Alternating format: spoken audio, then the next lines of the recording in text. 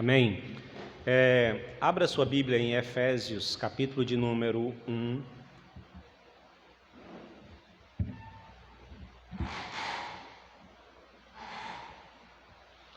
Nós vamos ler dos versos 3 aos versos 14.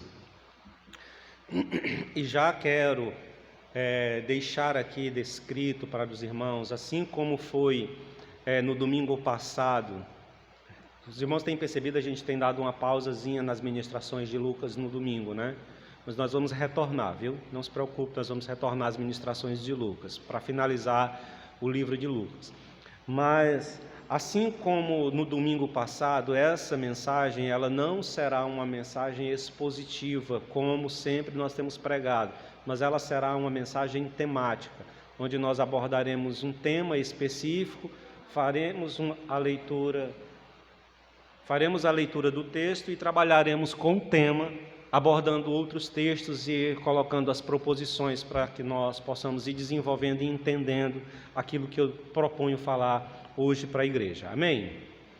Então, dito estas coisas, passemos à leitura do texto bíblico, que diz o seguinte: Efésios, capítulo de número 1, versos 3 a 14, diz assim: Bendito o Deus e Pai de nosso Senhor Jesus Cristo, o qual nos abençoou com todas as bênçãos espirituais nos lugares celestes em Cristo, como também nos elegeu nele antes da fundação do mundo, para que fôssemos santos, irrepreensíveis diante dele em amor, e nos predestinou para filhos de adoção por Jesus Cristo, para si mesmo, segundo o beneplácito de sua vontade, para louvor da sua glória, de sua graça, pelo qual nos fez agradáveis a si no amado,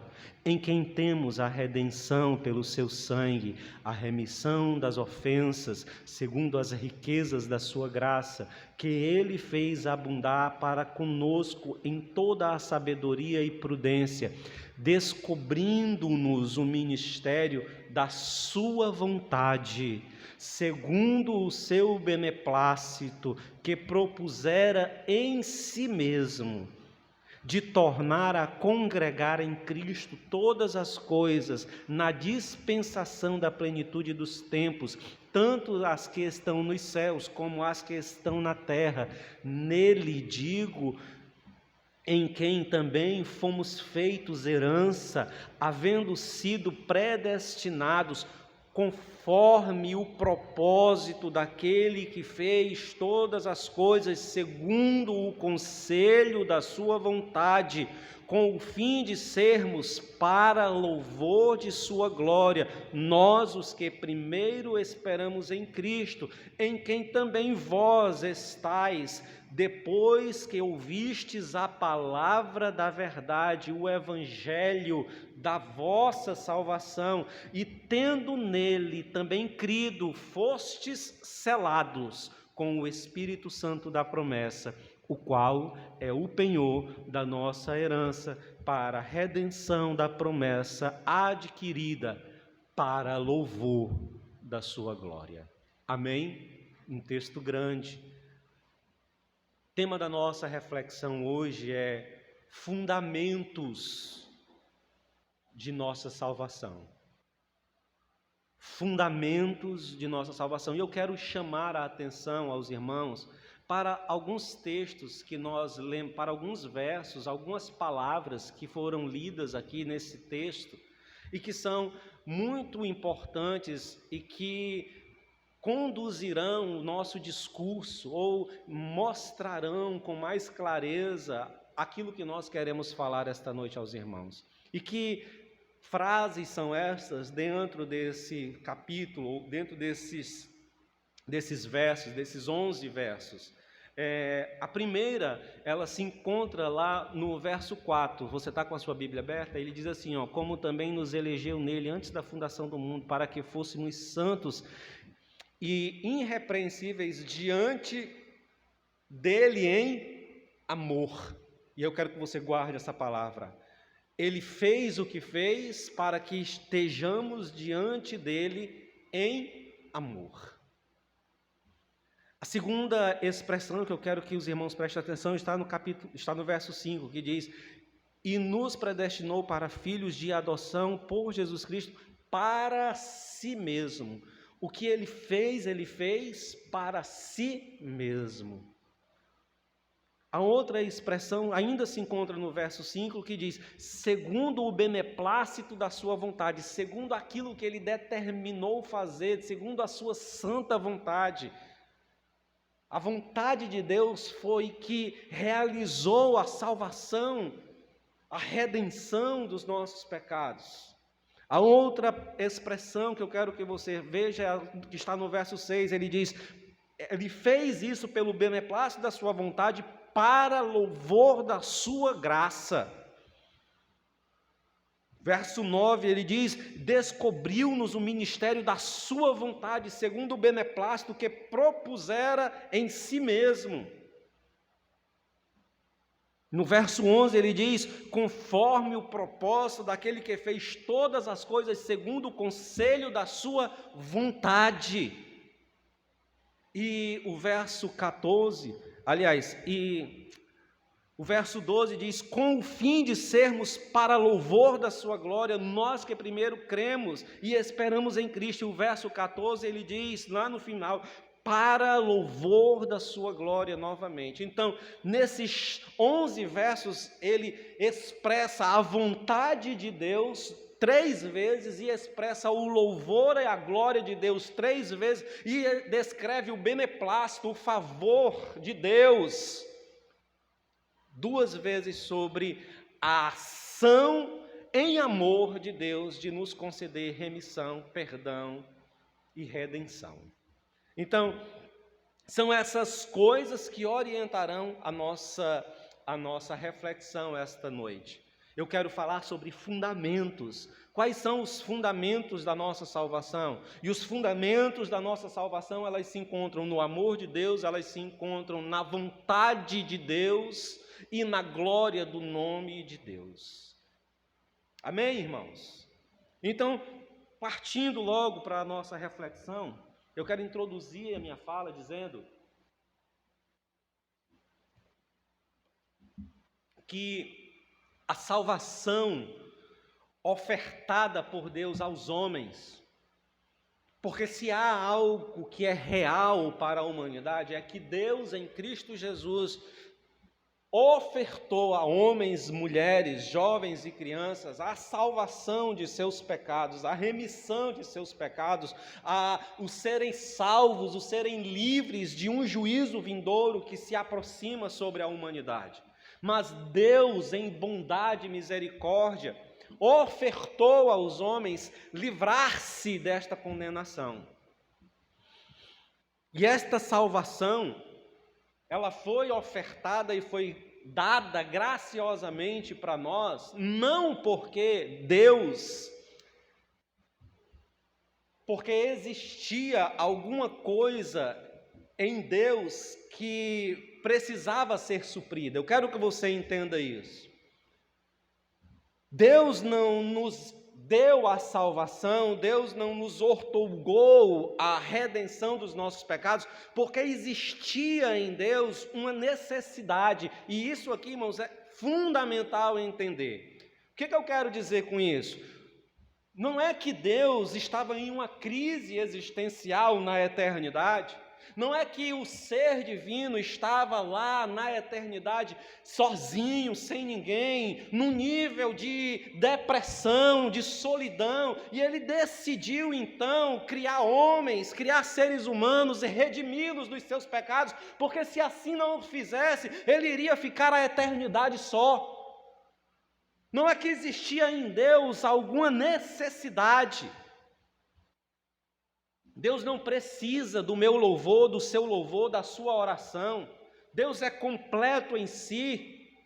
Deus já existia antes da existência dos homens, antes dos homens serem criados. A ideia de que os homens podem, de alguma forma, suprir alguma coisa em Deus é uma ideia equivocada. É uma ideia pagã.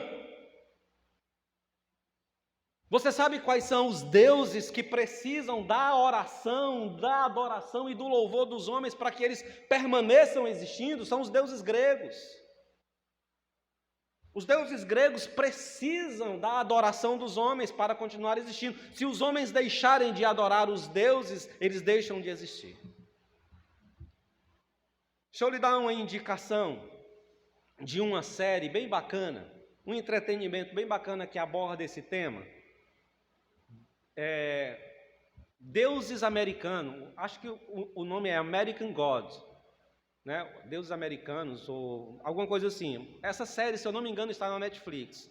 Essa série ela aborda esse tema, o tema da necessidade, da falta dos deuses em serem adorados, e eles fazem de tudo para que os homens adorem o seu nome, porque se os homens adorarem o seu nome, se os homens orarem a eles, eles vão continuar existindo, eles vão continuar tendo força, poder, autoridade. Essa é a ideia, mais ou menos, que se dá. Então, os deuses estão brigando, os deuses antigos e os deuses modernos estão brigando pela adoração dos homens, estão brigando pelas orações dos homens para que eles possam permanecer existindo. E aí você encontra nessa série os deuses antigos, os deuses gregos, os deuses nórdicos, os deuses hindus, os deuses de todos os outros povos, e você encontra os deuses modernos, ou seja, as mídias, as informações e por aí vai, que querem a adoração, a atenção dos homens.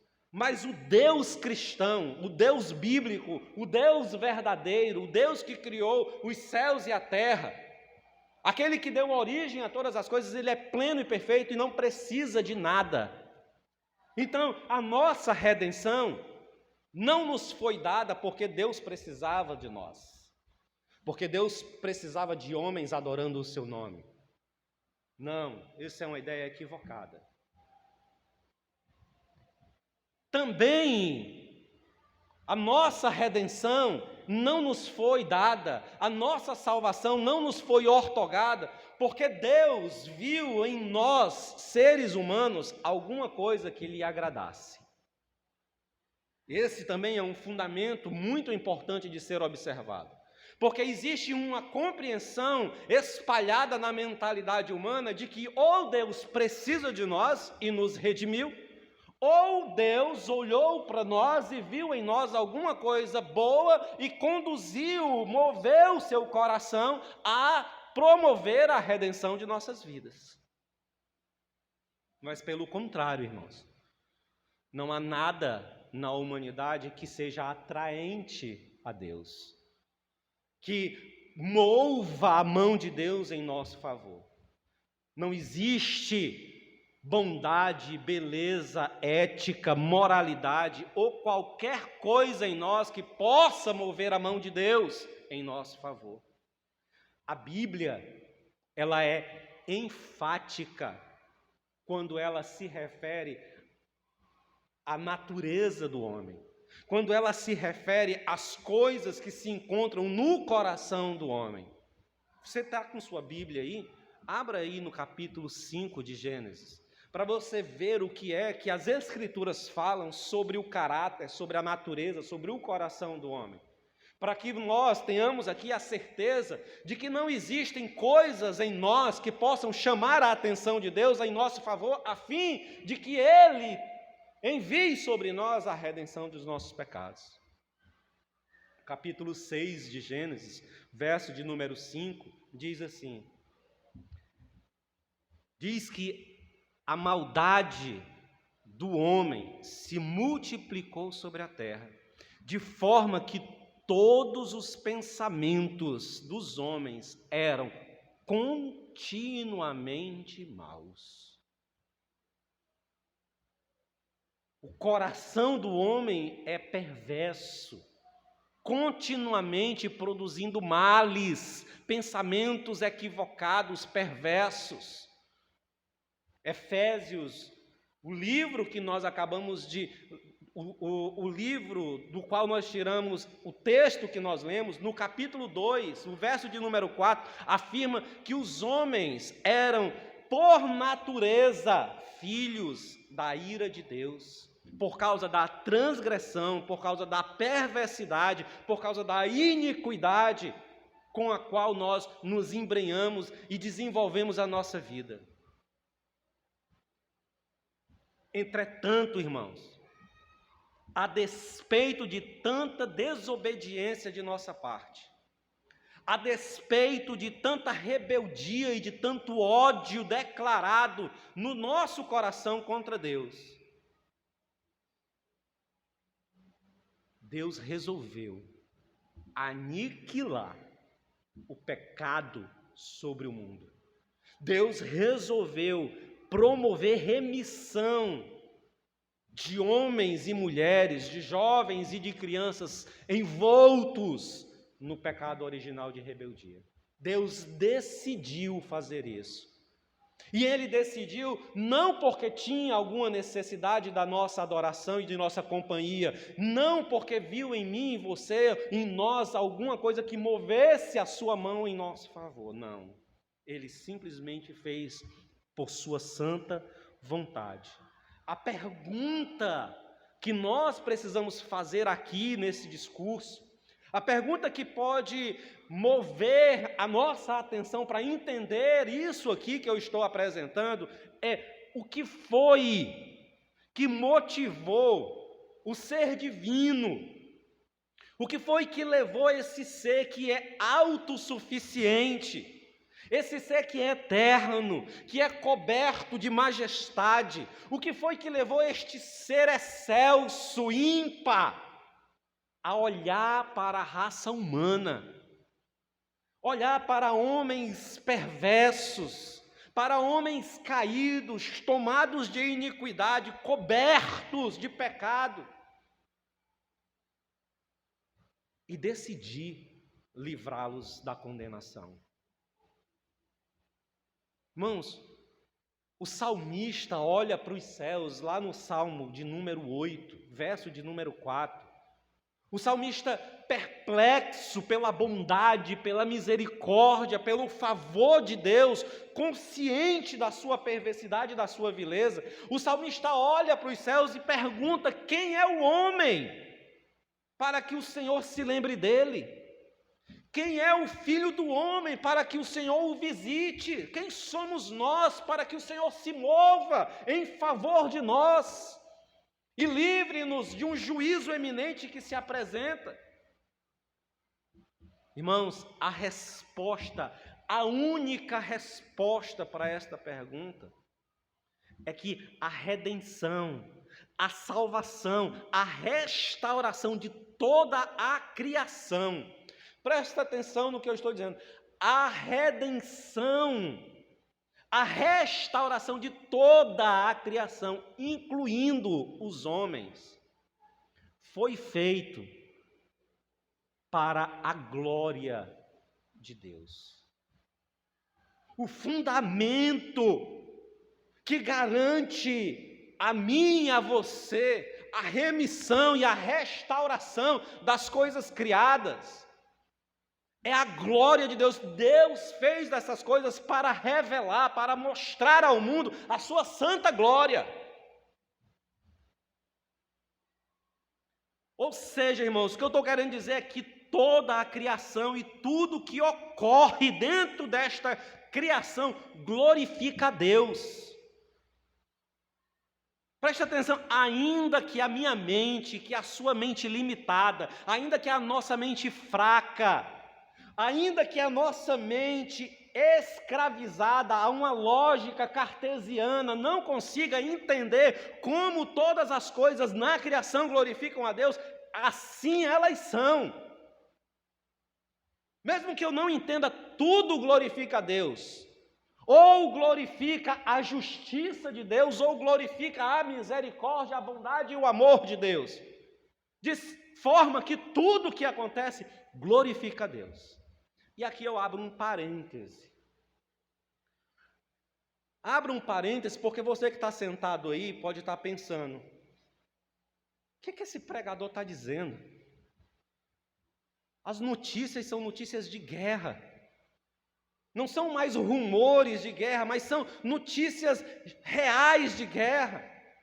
São imagens de guerra. São vídeos, são notícias. Está em voga. A fala é guerra. Desde o ano passado que nós estamos atravessando guerras. Está a Ucrânia em guerra com a Rússia. Agora Israel com Hamas. Uma guerra que se estende há mais de 14 anos. E a coisa se intensificou agora. Há pouco tempo atrás ouvimos notícias de catástrofe se levantando sobre a humanidade. Como essas coisas glorificam a Deus?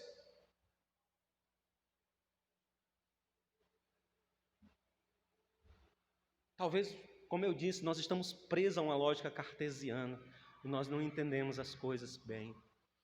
Nós queremos questionar as coisas. Mas deixa eu dizer uma coisa para você, irmãos. Deus sempre levantou nação contra nação, para que essas nações que foram levantadas por Deus exerçam juízo sobre outras nações. Você está com sua Bíblia aberta? Vá lá para Jeremias. Eu vou lhe mostrar 2 textos que você vai ficar perplexo. Talvez se você ainda não tiver lido, ou se você tiver passado por eles assim por cima.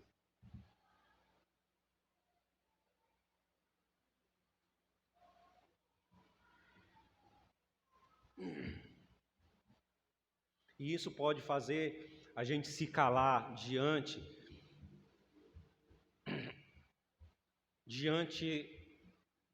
do desafio que esse mundo nos coloca de dar respostas com relação às coisas que estão acontecendo no mundo. Respostas que justifiquem o nosso cristianismo, a nossa fé, ou que defenda A ou B. Então você não precisa dessas respostas. Jeremias, capítulo de número 27.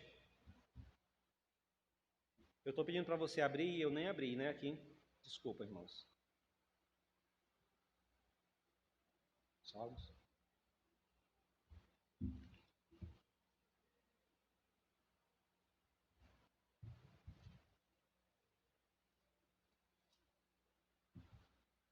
Jeremias 27.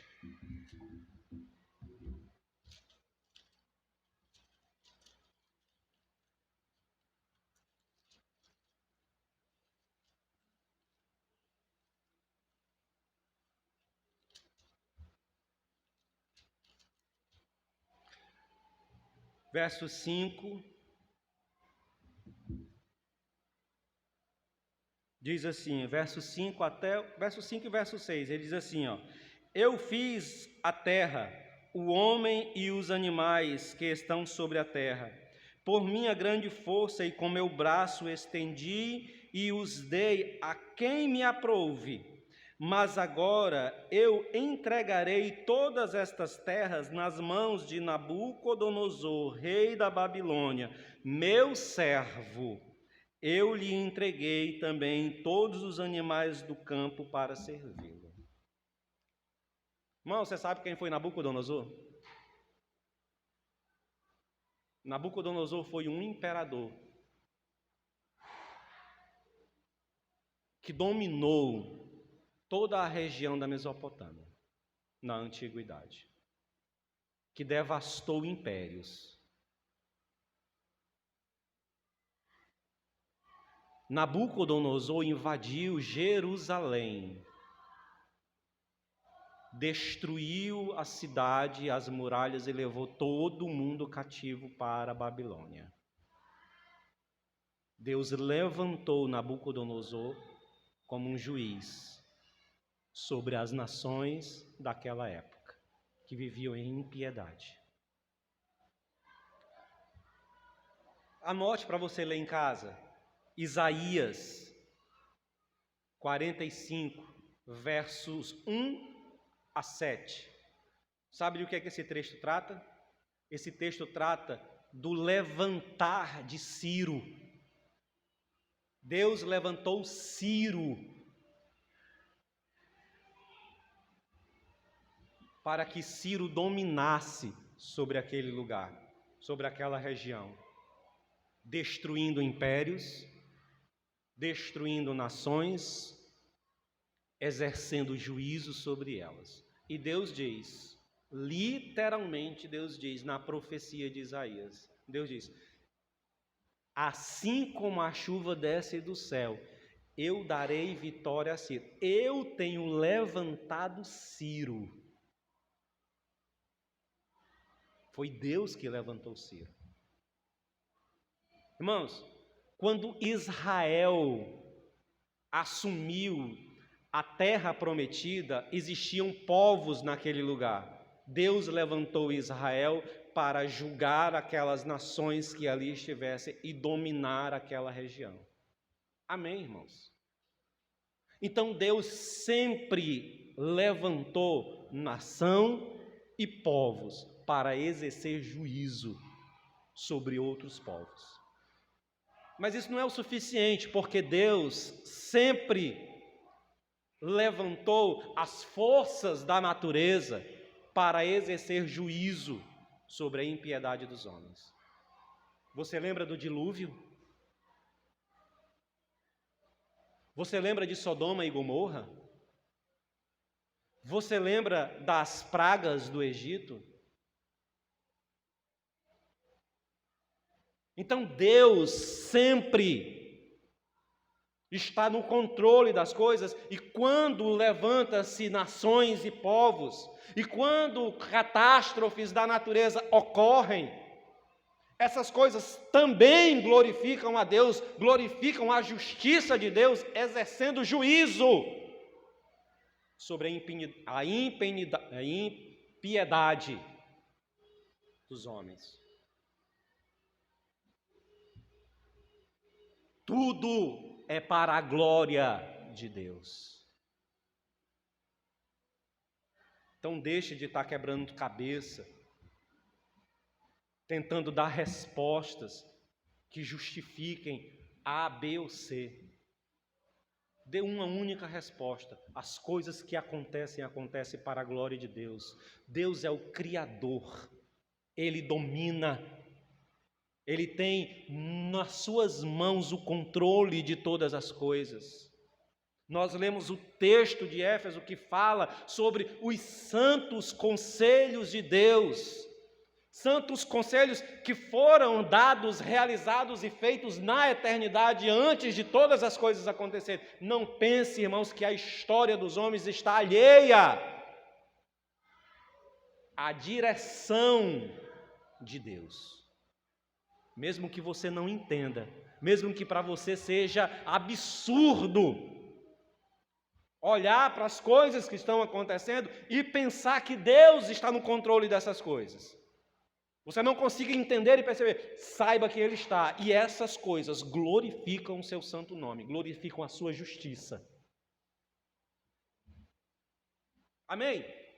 Agora, explicado esse parêntese, quais são os fundamentos apropriados para a glória de Deus? Porque nós estamos falando da glória de Deus. Nós estamos falando que a nossa remissão, a nossa redenção, a redenção da natureza, das coisas, não aconteceram porque Deus tinha falta de algo e não aconteceram porque os homens tinham alguma coisa para dar a Deus e para atrair o favor de Deus. Essas coisas acontecem, temos a redenção e a regeneração como um favor de Deus porque Deus quis revelar a sua glória. É sobre isso que nós estamos falando. Então, qual é o fundamento para a glória de Deus? Em que se fundamenta? João, capítulo de número 3, verso de número 16, diz assim, olha que texto bacana, ele diz: Deus amou o mundo que deu o seu Filho, para que todo aquele que nele crê não pereça, mas tenha a vida eterna.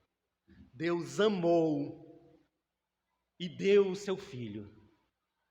Tem um puritano, ministro presbiteriano, chamado Samuel Davis. Ele escreveu algo, presta atenção no que ele disse.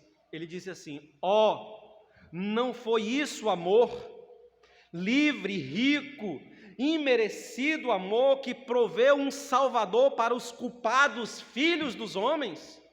Ó amor, que fizestes, que maravilha fizestes, foi tu, amor todo-poderoso, que fizestes descer o Senhor da glória do seu trono celeste para morrer na cruz, um sacrifício expiatório pelos nossos pecados e pelo do mundo. 1 João, capítulo 3, verso 1 diz: vede quão grande amor nos tem amado o Pai, a ponto de sermos tratados como seu filho. Irmãos, um dos grandes fundamentos da glória de Deus, do eterno Deus, é o seu santo e eterno amor. O que fundamenta a glória de Deus é porque Deus é amor e Deus ama. Amor este que não é merecido por nós, mas é desfrutado por nós, porque é da natureza de Deus amar. Possivelmente, irmãos, o aspecto mais surpreendente, talvez o aspecto mais assombroso do amor de Deus é que esse amor, ele é incondicional e ele é imerecido. Nós não merecemos. É uma demonstração insondável de graça. O que é uma demonstração insondável de graça, irmãos? É o fato de que Ele pode amar homens, mulheres caídos em pecados, que Deus possa amar homens que são transgressores de sua lei, que Deus possa amar homens e mulheres que estão continuamente erguendo os pulsos aos céus e esbravejando loucuras contra a eternidade e o divino. E apesar destas coisas, o Senhor ainda ama-nos.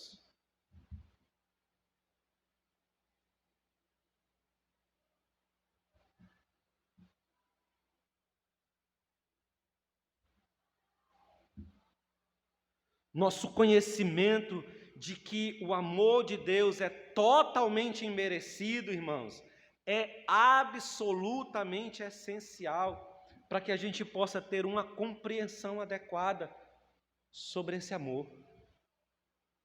Você e eu precisamos entender que nós não merecemos, que esse ser extraordinário nos ame. Olhe para a sua vida, para os seus pensamentos, para a sua prática, para a sua vivência, para as suas relações, para os seus comportamentos, para os desejos da sua alma, aqueles desejos que você não tem coragem de expressar diante de pessoas conhecidas, porque você sabe que será reprovado. Aqueles sentimentos, desejos, aqueles pensamentos que você possui e que você guarda para si, porque você sabe que em nenhum momento, em nenhum estágio da vida e das relações, isso poderia ser posto para fora. Sabe aqueles pensamentos que você não tem coragem de falar nem para o seu terapeuta?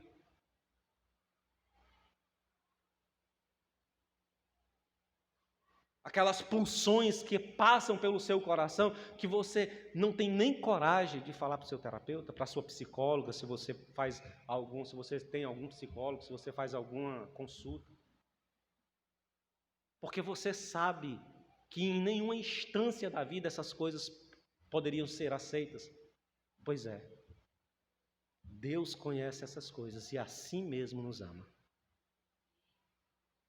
Você sabe que não merece.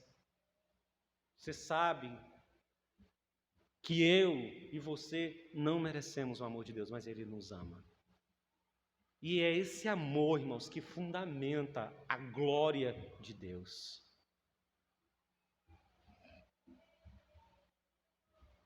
Somente na medida em que entendemos a depravação do nosso coração, a ausência de mérito, que não temos mérito algum. Só quando a gente vai entendendo essas coisas é que a gente pode compreender plenamente a natureza do amor de Deus, irmãos. Amor esse que levou seu santo Filho a encarnar, tomar corpo, carne, viver sobre esse chão, sobre este mundo, carregar sobre si o peso de todo o pecado da humanidade, a fim de ofertar-nos a remissão das nossas transgressões. Tem um outro puritano chamado Thomas Manton. Ele escreve o seguinte: nossas obras, quaisquer que sejam, tanto deveres para com Deus ou deveres para com os homens, não são a primeira causa ou o estímulo para inclinar a Deus a mostrar-nos favor ou a efetivar a nossa salvação. Não. Esta honra deve ser revelada. Aliás, esta honra deve ser reservada para a graça de Deus, que se move e causa tudo no empreendimento de nossa salvação. Foi a sua graça que nos forneceu um Salvador.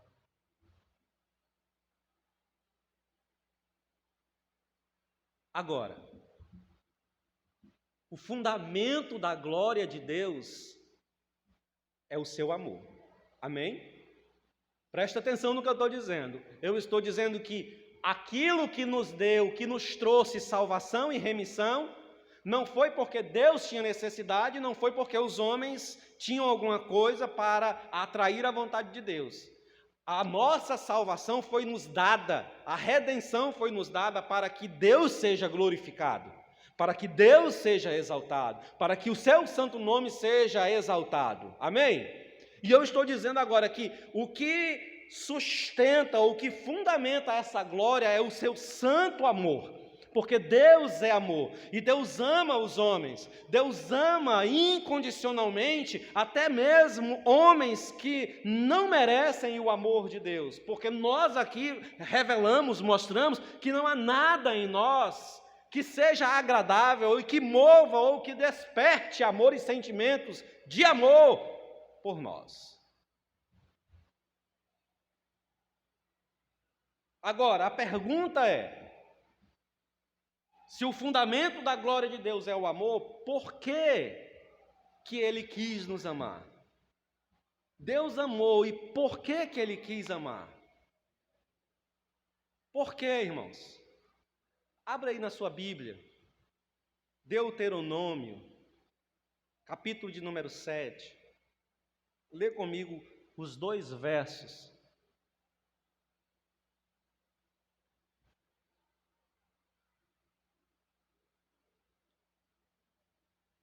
Deuteronômio 7, versos 7 a 8 diz assim: o Senhor não amou, aliás, o Senhor não tomou prazer, presta atenção, irmãos. O Senhor não tomou prazer em vós, nem vos escolheu, porque a vossa multidão era mais do que de todos os outros povos, pois vós eras menos do que o número de todos os outros povos. Mas porque o Senhor vos ama, e para guardar o juramento que fizera a vossos pais, o Senhor vos tirou com mão forte e vos resgatou da casa da servidão, da mão de Faraó, rei do Egito. Irmão, presta atenção. Eu quero que você preste atenção nisso. A primeira razão apresentada nas Escrituras, por que Deus elegeu a nação de Israel, por que Deus amou a nação de Israel, a explicação para isso é um insulto. Deus olha para Israel e insulta Israel ao explicar por que ele ama. Ele diz assim: eu te amo porque tu é o menor dos povos. Não foi porque você tinha alguma coisa, não. Presta atenção o que ele diz. O Senhor tomou prazer, aliás, o Senhor não tomou prazer em vós. O Senhor não tinha alegria em você. Não tinha paz ou prazer, não alegria. Ele não te escolheu porque você era um grande número. Pelo contrário, você era pequeno, era o menor de todos.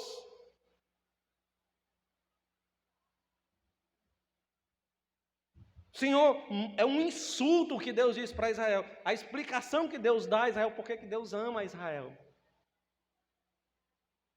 Eu fiz isso porque eu quis fazer e pronto.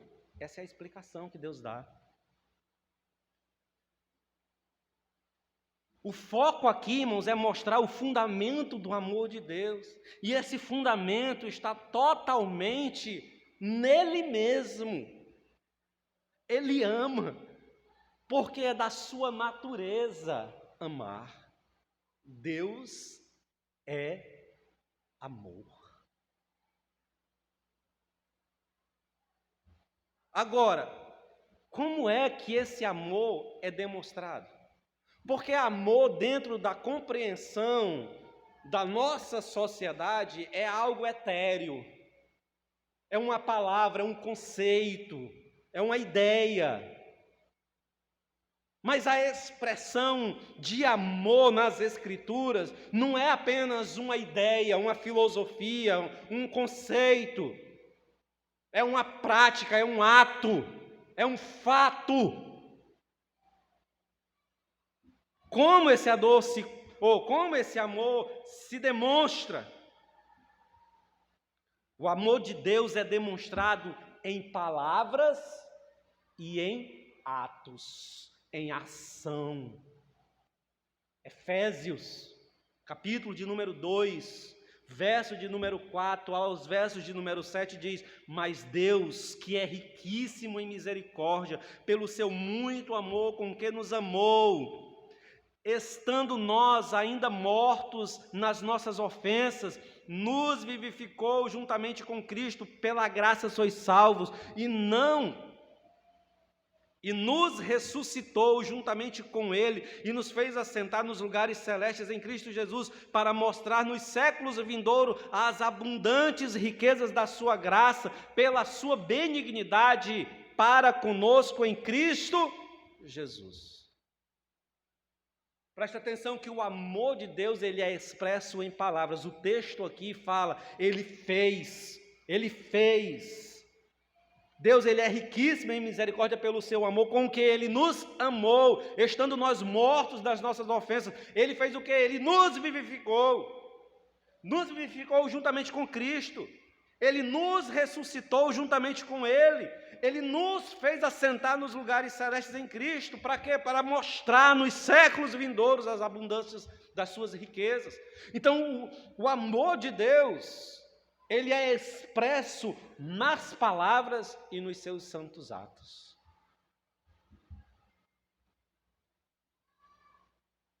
Tito, capítulo de número 3, verso 4 a 7 diz assim: porque também nós éramos noutro tempo insensatos, desobedientes, extraviados, servindo a várias concupiscências e deleites, vivendo em malícias, inveja, odiosos, odiando-nos uns aos outros. Mas quando apareceu a benignidade e amor de Deus, nosso Salvador, para com os homens, não pelas obras de justiça que houvéssemos feito, mas segundo a sua misericórdia, nos salvou pela lavagem da redenção e da renovação do Espírito Santo, que abundantemente Ele derramou sobre nós por Jesus Cristo, nosso Salvador, para que, sendo justificado pela sua graça, sejamos feitos herdeiros segundo a esperança da vida eterna. Vê que os atos de Deus são atos concretos. Ele nos salvou, Ele nos lavou, Ele nos regenerou, Ele abundantemente derramou sobre nós graça, bondade.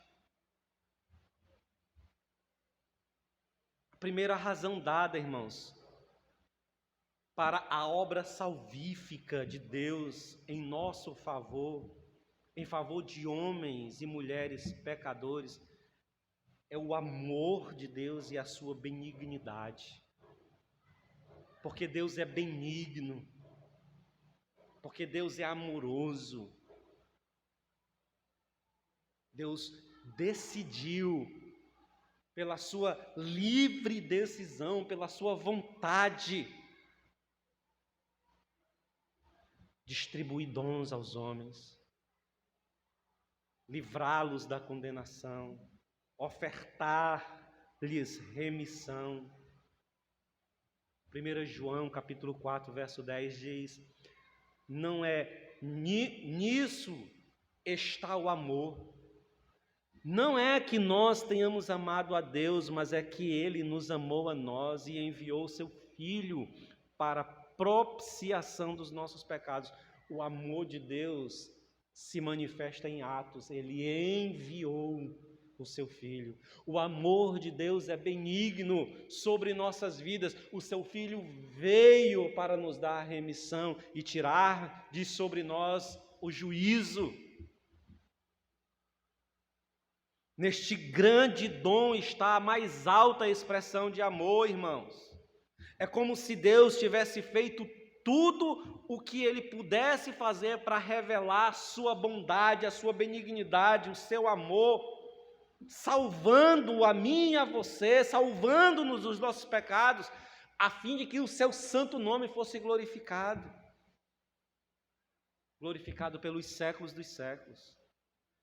Deixa eu dizer mais claro, para colocar de forma mais clara, o amor de Deus por nós não teve relação com o nosso amor por Ele. O amor de Deus por nós tem relação com a sua bondade, com a sua benignidade, com o seu ser que é amor pleno.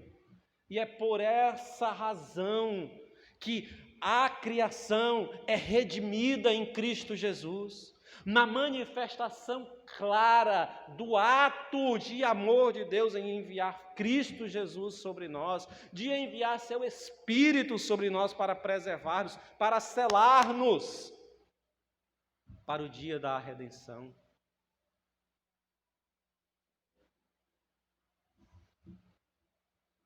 Irmãos, esta é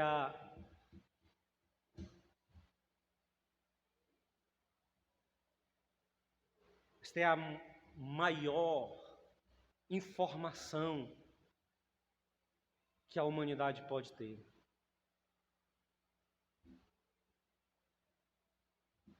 Nossa redenção foi outorgada por Deus a nós, porque Deus é amor e ama-nos agindo, enviando o seu Filho para tirar de sobre nós um juízo, uma condenação, a fim de que a sua glória seja conhecida nos séculos dos séculos e por toda a eternidade.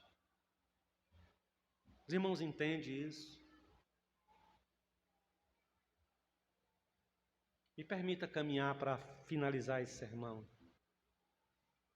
Eu quero que você fique com essa mensagem, os conceitos da sua salvação. Quais são os fundamentos da sua salvação? Os fundamentos da salvação não são as necessidades ou alguma necessidade que haveria em Deus. Deus é pleno, Ele não precisa de nada. O fundamento da sua e da minha salvação, da nossa redenção, não é porque havia alguma coisa boa que movesse a mão de Deus em nosso favor. O fundamento da nossa remissão, da nossa restauração, da nossa redenção é a glória de Deus. E esta glória, ela está fundamentada no amor e na benignidade de Deus. Amor e benignidade que se manifestam em atos concretos. Deus enviando o seu Filho enviando o seu Espírito, preservando a mim e a você. Nisso está o amor, não que nós tenhamos amado a Deus, mas porque Ele nos amou a nós e enviou seu Filho como propiciação pelos nossos pecados. É o que diz 1 João, capítulo 4, verso 10. O amor de Deus, irmãos, e eu vou caminhando para o final, o amor de Deus pela sua criação não é um amor filosófico, não é um amor teórico, não é apenas um discurso sobre amor, não é algo etéreo, sem cor, sem cheiro, sem vida, sem sabor, sem tato, sem densidade. Não, irmãos, o amor de Deus é concreto, é palpável, tem carne, sangue, matéria. O amor de Deus manifesta-se em Cristo Jesus. Um amor, irmãos, que se manifesta em ação. Ação de salvação, ação de redenção, ação de restauração. De doar, de ser resignado para chamar pecadores, para chamar rebeldes, para estender a mão para aquele que ainda o fere.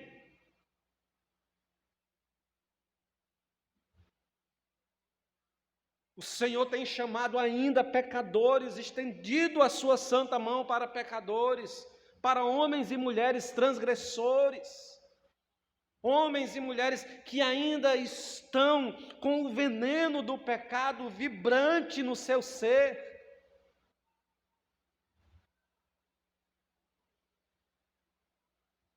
Irmãos, eu quero convidar você a meditar nisso, a pensar sobre a relação de afeto, de amor, de bondade de Deus sobre a nossa existência.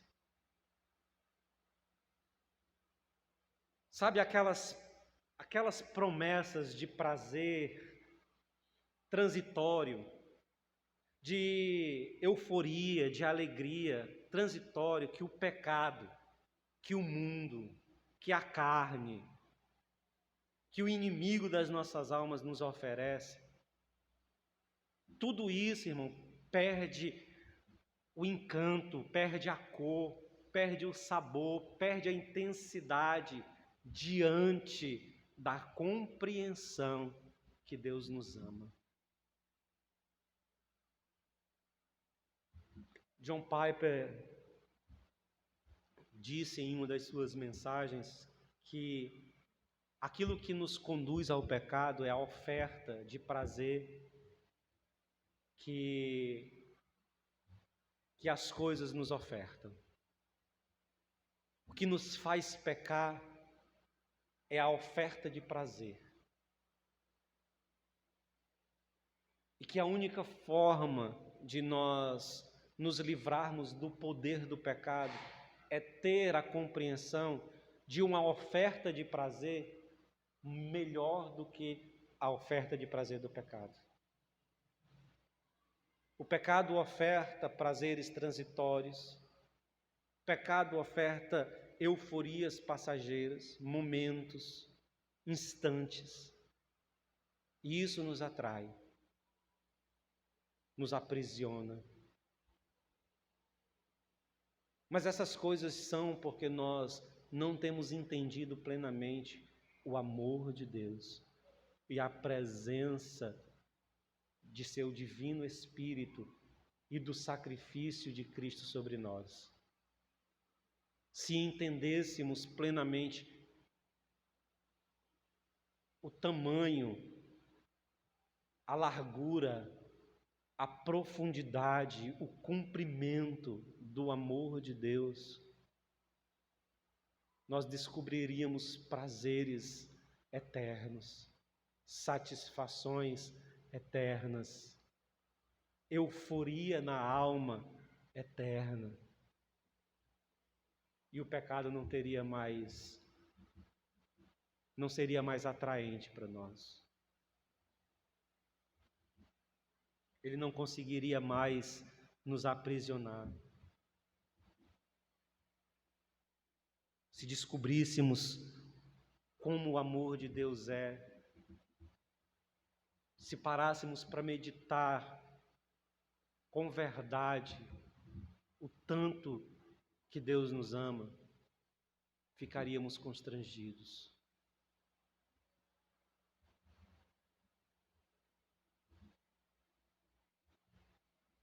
A pergunta que nós precisamos fazer para a nossa reflexão, a fim de encerrar isso, é: que resposta, irmãos? Que resposta nós poderemos dar ao Senhor diante de tal manifestação de amor? Que sentimentos habitam no meu, no seu, no nosso coração, quando nos são desvendados em um discurso como esse, o tamanho da benevolência, da benignidade, do amor de Deus sobre nossas vidas? Qual é o sentimento que surge na sua alma? Será que é um sentimento de devoção? Um sentimento de louvor? Essas coisas, saber disso, ser desvendado desse cuidado e desse amor, conduz os seus joelhos a se inclinar e a sua fronte a se declinar. Inspira teu espírito a erguer a voz em oração ao Senhor, em louvor, em agradecimento, em choro. Te conduz a uma entrega ao Senhor de forma que a sua vida seja uma expressão clara de agradecimento, de percepção de que não merece e que é amado, e que a única forma de ser grato por tamanha bondade, tamanho favor e tamanho amor é, em resposta a isso, honrar o Senhor, servir a sua causa, a sua igreja, viver a vida de forma que Deus possa ser glorificado. Porque foi para isso que o Senhor nos chamou e nos resgatou do lamaçal, do charco de lodo em que nós nos envolvemos. E é o amor de Deus que nos constrange a amar a Deus e a viver a vida que glorifique seu nome, porque esse é o fundamento de nossa salvação. Convidar o Joaquim para orar por nós.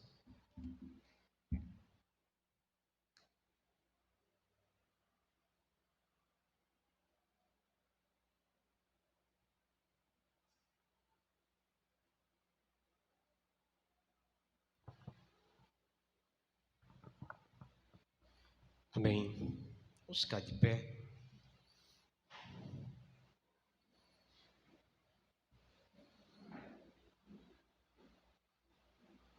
Tem uma música antiga, muito antiga, poucos conhecem. E enquanto o Heber falava, eu me lembrava dessa música, porque eu escutei essa música hoje, quando eu vinha voltando de viagem. Diz assim: deixou o esplendor de sua glória, sabendo o destino aqui, estava só e ferido no Gólgota, para dar sua vida por mim. Se isto não for amor, o céu não é real. Não há estrelas no céu, e as andorinhas não voam mais. Se isto não for amor, o oceano secou, tudo perde o valor se isso não for amor.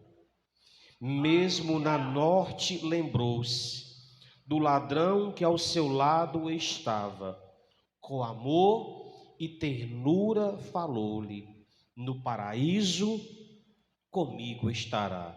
Se isso não for amor, o oceano secou, não há estrelas no céu, as andorinhas não voam mais. Se isto não for amor, o céu não é real, tudo perde o valor, se isso não for amor. Aleluia. Nenhuma compreensão de Deus se dará sem a compreensão do amor. Nenhuma compreensão de Deus se dará se não for a partir do seu amor. Vamos orar, Senhor. Louvamos o teu nome, Senhor, porque mais uma vez nossos ouvidos, ó Deus, foram alcançados por tua palavra. Não apenas os nossos ouvidos, a minha oração é que o nosso entendimento seja invadido, encharcado com esta verdade. É esse tão grande amor com que o Senhor nos amou. Esse amor é real. Não são palavras, não são jargões. Esse amor, ele é real, concreto e, acima de tudo, esse amor é absoluto. A minha oração é que esse amor, que o apóstolo Paulo vai dizer que constrange, que de fato ele possa nos constranger a tal ponto, Senhor, de respondermos positivamente. Porque, Senhor, não se pode ficar indiferente ao amor. Não há como ficarmos indiferentes ao amor. Por isso, Senhor Deus, nós agradecemos e pedimos que mais uma vez esta palavra, Senhor, ela encontre um lugar. Ó Deus, encontre, Senhor, ó Deus, uma guarida em nossas vidas para meditarmos nesta mensagem, meditarmos, ó Deus, nesse amor que nos alcançou. Nós agradecemos a Ti mais uma vez, em nome de Jesus. Amém.